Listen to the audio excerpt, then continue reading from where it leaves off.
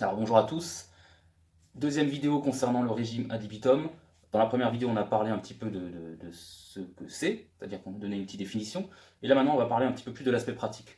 Alors je vais essayer d'être le plus concis possible et simplement donner les grandes lignes, et ensuite ce sera d'expérimentation pour vous, et surtout dans la troisième vidéo vous saurez si c'est pertinent pour vous ou non de tester cette approche. Alors, contrairement à une approche classique, comme on l'a dit, où on va compter les calories de nos aliments pour déterminer on va déterminer les quantités des aliments qu'on veut consommer en fonction des calories, etc. Là, c'est une approche totalement différente. Et on ne va pas sélectionner les aliments non plus sur la base de nos envies et du feeling. Non. On va sélectionner les aliments sur la base de ce qu'on appelle l'indice de satiété. L'indice de satiété, si vous voulez, ça regroupe tout un tas d'éléments, de caractéristiques, de critères qui vont faire, qui vont rendre un aliment rassasiant ou non. Une catégorie d'aliments ou un aliment rassasiant pour vous ou non. Donc c'est simple. Vu qu'on peut manger à volonté, il est évident que si on mange à volonté certains types d'aliments, on risque facilement de prendre beaucoup de poids simplement parce que, in fine, le total calorique sera énorme. Il s'agit toujours de total calorique. Même si on ne compte pas les calories, mine de rien, indirectement, on influe quand même sur la balance énergétique. Donc, on va jouer sur la capacité des aliments à nous rassasier, tout bêtement. Et il y a aussi donc des aliments qui vont avoir un indice de satiété plus élevé, et donc on va pouvoir les manger sans se prendre la tête, entre guillemets, pas trop, et perdre du poids, tout en étant rassasié, en ayant mangé à sa faim. C'est aussi pour ça que la question de la gestion de la faim va être abordée tout à l'heure, c'est super important. Alors, quels sont les éléments qui peuvent jouer sur l'indice de satiété de votre diète?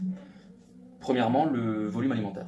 Tout simplement, plus vous allez manger beaucoup, consommer, ingérer d'aliments, moins vous allez avoir faim. C'est logique, mais si je vous donne un très gros saladier avec des légumes, je sais pas, des pâtes, n'importe quoi, et si vous mangez une petite portion, le résultat sur votre faim ne sera pas la même.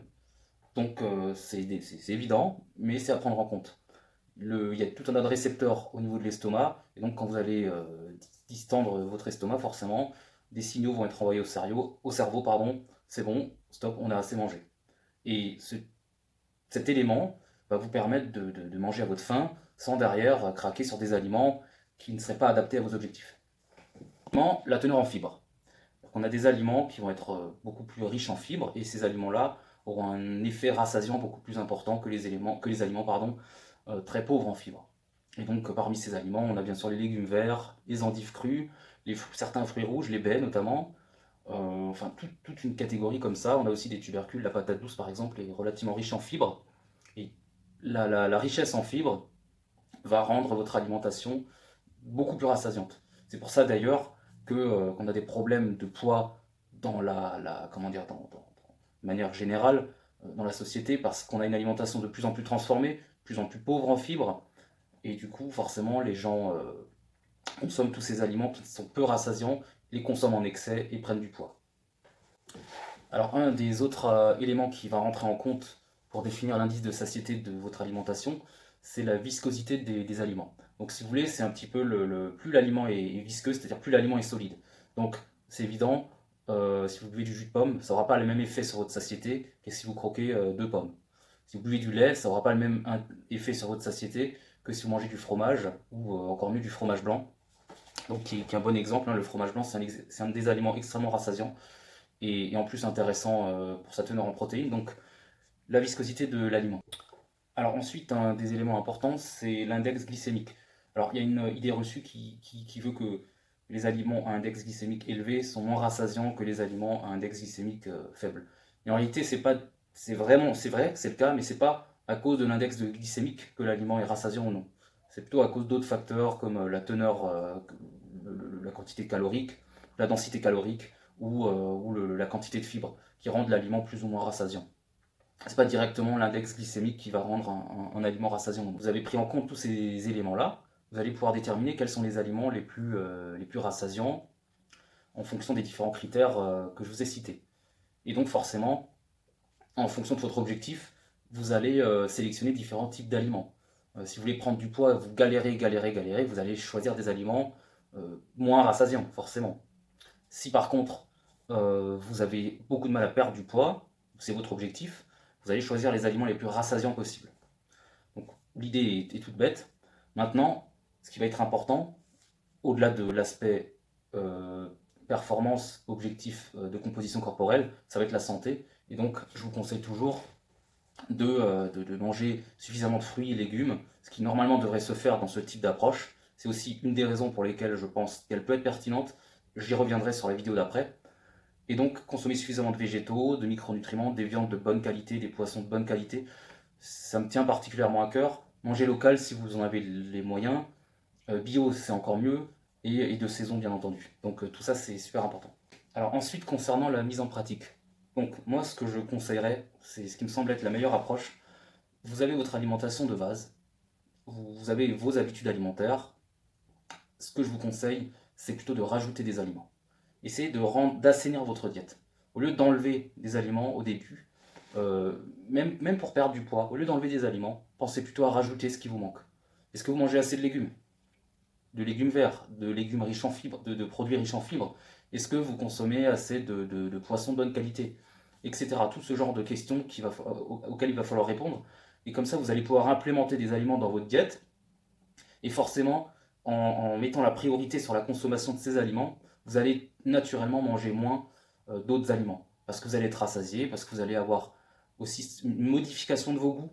C'est sûr que si vous avez l'habitude de manger de manière ultra transformée, tous vos sens sont saturés, c'est-à-dire qu'il vous faut du très sucré, du très salé, du très goûtu, du très gras, etc. Ce qui finalement d'ailleurs masque les vraies saveurs des aliments. Vos goûts vont changer progressivement, mais déjà le fait de rajouter un gros volume alimentaire sain, entre guillemets, forcément, ça va vous forcer à diminuer la quantité d'aliments malsains, si on veut, même si j'aime pas trop attribuer une valence positive ou négative aux aliments.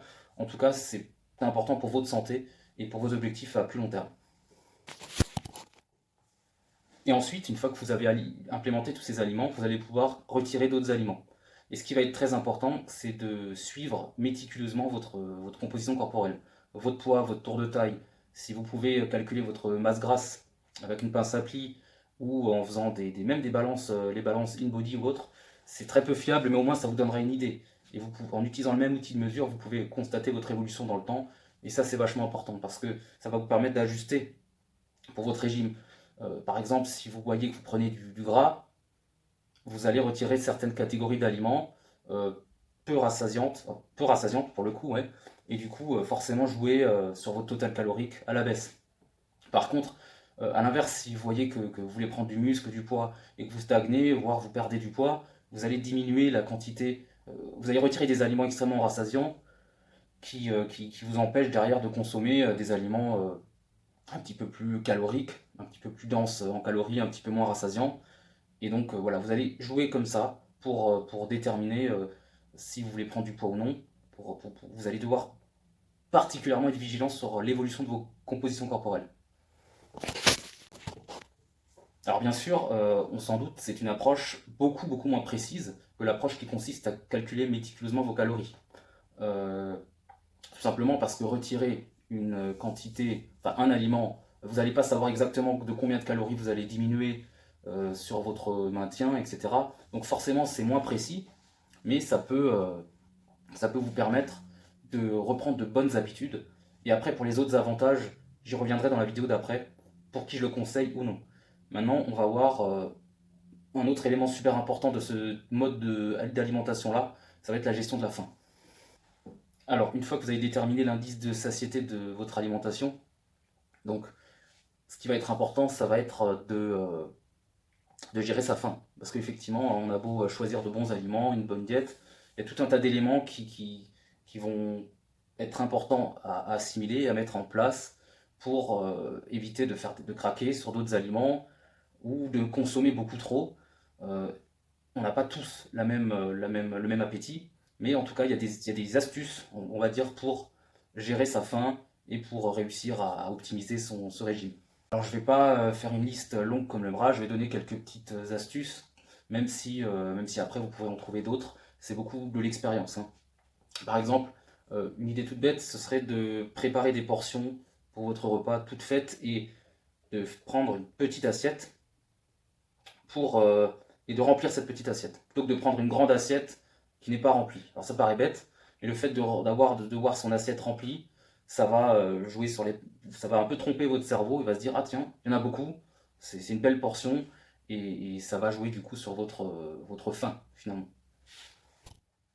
Alors ce qui va être super important aussi, c'est de manger tout le temps aux mêmes horaires. Comme ça, vous allez, comment dire, vous allez implémenter des habitudes, mais votre corps va hormonalement s'habituer à fonctionner comme ça. C'est-à-dire qu'à tel moment, vous allez avoir faim, tel moment va être adéquat pour manger.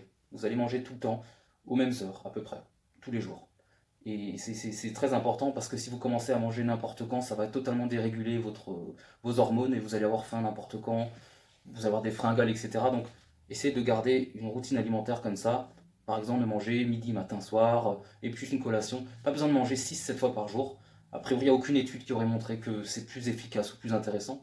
Après, c'est de la personnalisation. Certains vont peut-être avoir besoin de manger souvent des petits repas pour avoir moins la sensation de faim. Et certains, au contraire, vont préférer avoir de longues périodes à jeun pour oublier en fait le fait de manger, par exemple. Moi, c'est mon cas.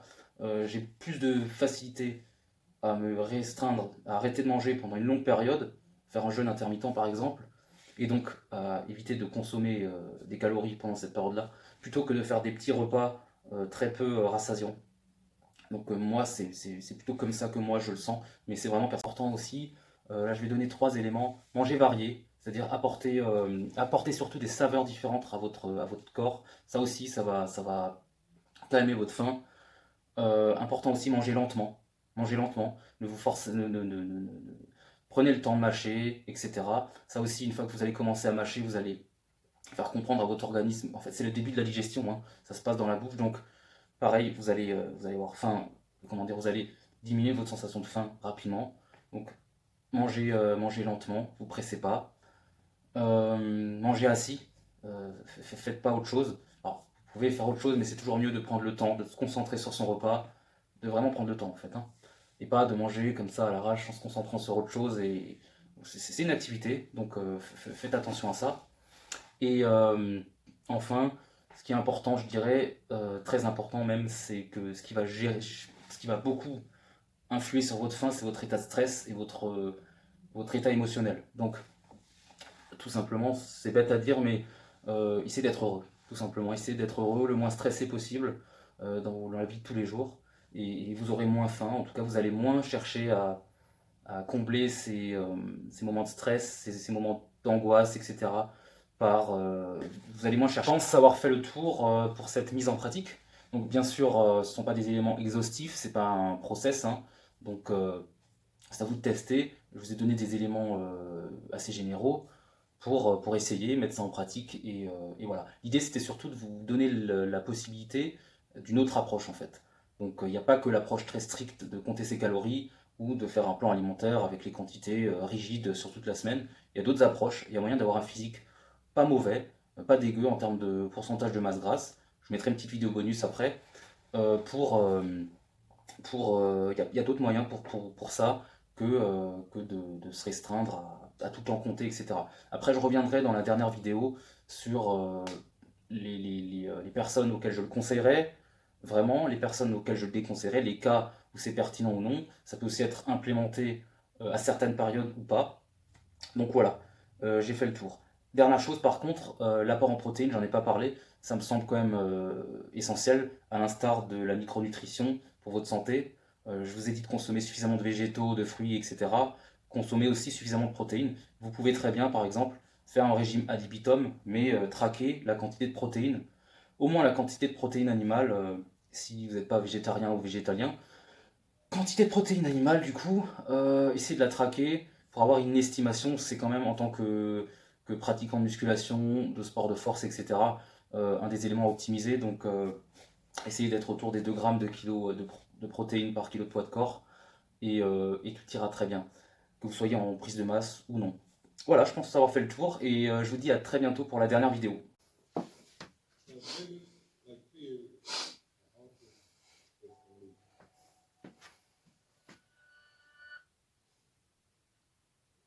La lumière est pas